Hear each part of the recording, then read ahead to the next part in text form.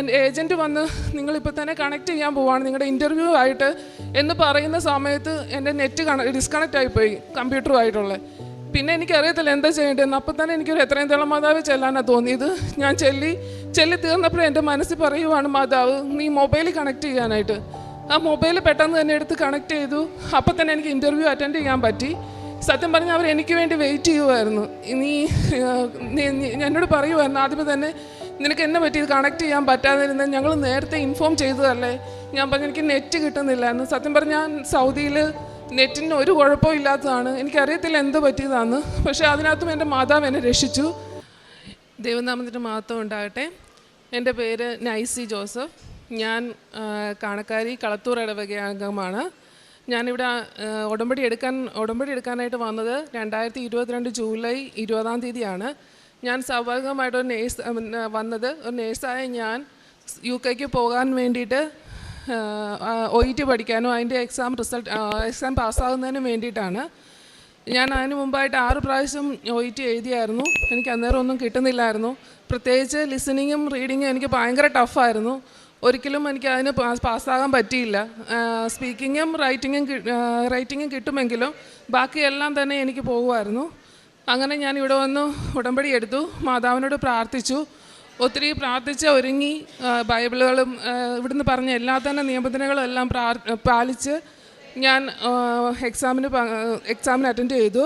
Attend ചെയ്യുന്നതിന് മുമ്പായിട്ട് മാതാവിനെ വിളിച്ച് പ്രത്യക്ഷീകരണ പ്രാർത്ഥന ഞാൻ പോകുന്ന വഴിക്കെല്ലാം എത്ര പ്രാവശ്യം ചെല്ലിയെന്ന് എനിക്കറിയില്ല. വിശ്വാസ പ്രമാണം എത്ര പ്രാവശ്യം ചെല്ലിയെന്ന് എനിക്കറിയില്ല.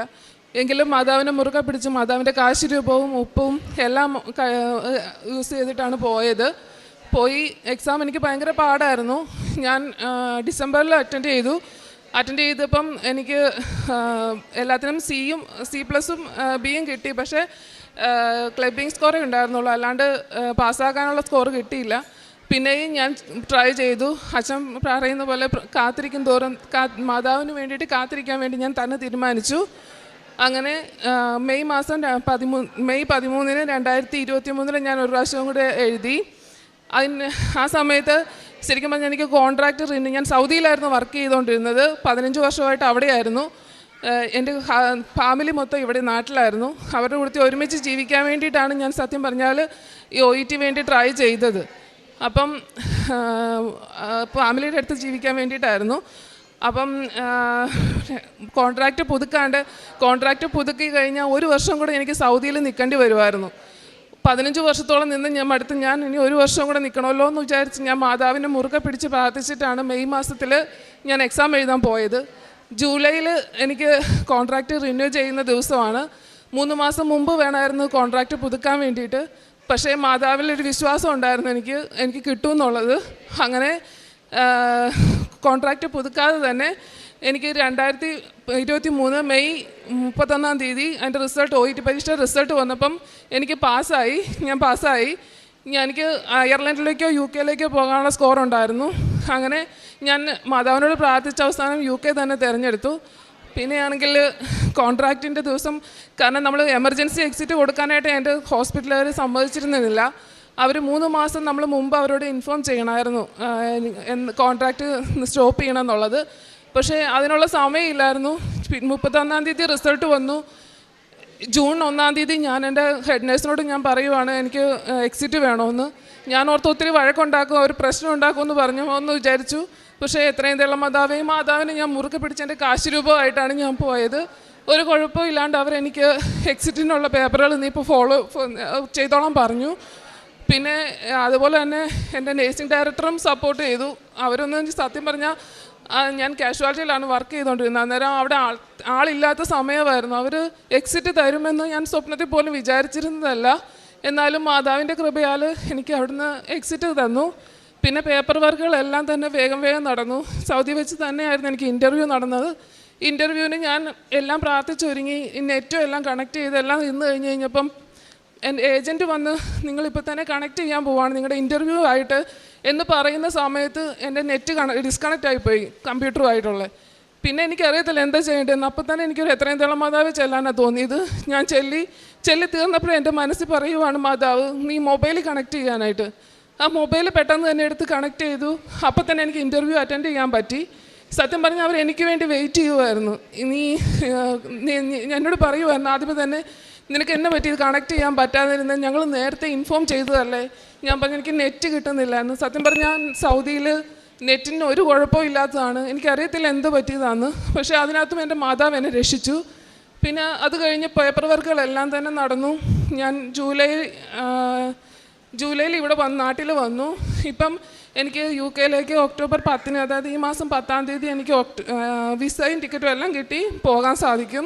അതിന് അമ്മ മാതാവിന് ഞാൻ കോടാനുകോടി നന്ദി പറയുന്നു.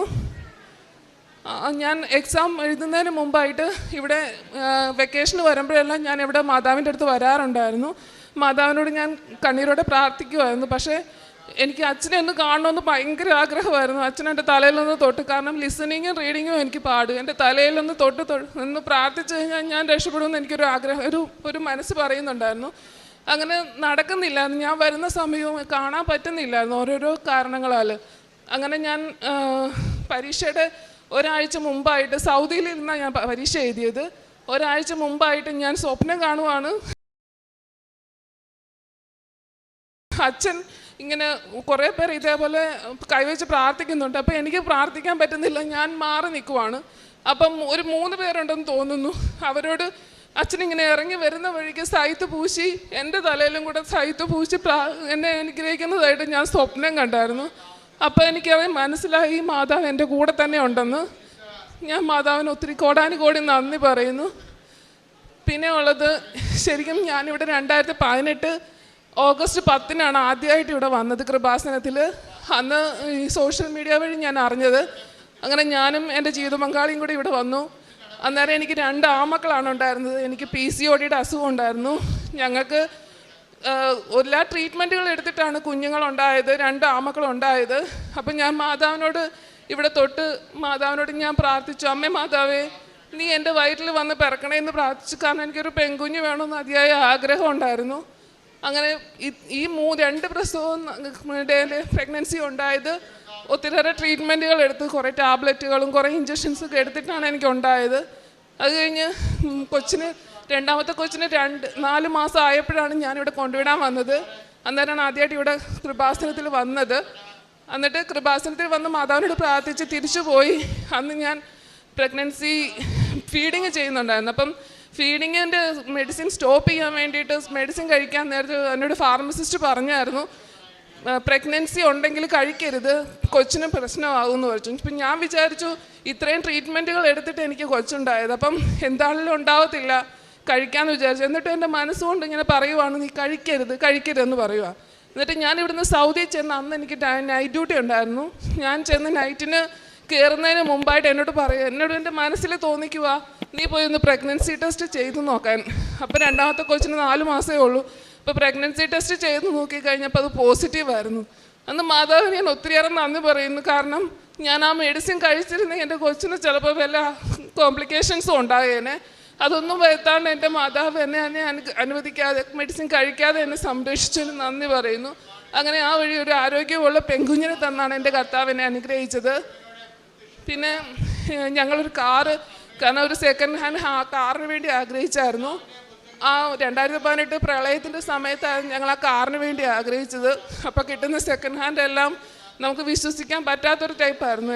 നല്ലതായിരിക്കും ഇല്ലയോ എന്നുള്ളത് അറിയത്തില്ല. പക്ഷേ ചേട്ടൻ കമ്പനിയിൽ യൂസ് ചെയ്തുകൊണ്ടിരുന്ന അതേ തന്നെ കാറ്, അധികം പഴക്കമില്ലാത്ത കാറ് ഞങ്ങൾ ആഗ്രഹിച്ച വിലയ്ക്ക് അമ്മ മാതാവ് ഞങ്ങൾക്ക് തന്നു. പിന്നെ സാമ്പത്തിക മേഖല ഞങ്ങൾക്ക് ലോണുകളും എല്ലാം ഉണ്ടായിരുന്നു. എന്നും തന്നെ കടത്തിൻ്റെ ആ ഒരു വിഷമം മനസ്സിലെപ്പോഴും അനത്തിക്കൊണ്ടിരുന്നു. എന്ത് ചെയ്താലും ആ ഒരു വിഷമം ഉണ്ടാവും മനസ്സിൽ. എപ്പോഴും ചിരിച്ചു കളിച്ച് നടക്കുമെന്ന് പറഞ്ഞാലും ഉള്ളിൻ്റെ ഉള്ളിൽ ആ ഒരു വേദന എപ്പോഴും ആയിരുന്നു ഞങ്ങൾക്ക്. അത് മാതാവ് ഞങ്ങൾക്ക് ചേട്ടനൊരു കട തുടങ്ങാനായിട്ടുള്ള അവസരം കടക്കാരിൽ തന്നെ ഉണ്ടാക്കി തന്ന് മാതാവ് ഞങ്ങളെ അനുഗ്രഹിച്ചു. അതിനാൽ കുറച്ചൊക്കെ കടഭാരങ്ങൾ ഞങ്ങൾക്ക് മാറ്റാൻ പറ്റി. പിന്നെ ആധ്യാത്മികമായിട്ട് എനിക്കും ചേട്ടനും ഒത്തിരിയേറെ വളരാൻ സാധിച്ചു. പിന്നെ പള്ളിയിൽ പോകാനും പിന്നെ മാതാവിനോട് ഒത്തിരി അടുക്കാനും ബൈബിൾ വായിക്കാനും എല്ലാം ഞങ്ങൾക്ക് സാധിച്ചു. ഇതൊക്കെ ഇത്രയേറെ നന്ദി അനുഗ്രഹങ്ങൾ തന്ന അമ്മ മാതാവിന് കോടാനുകോടി നന്ദി പറയുകയാണ്.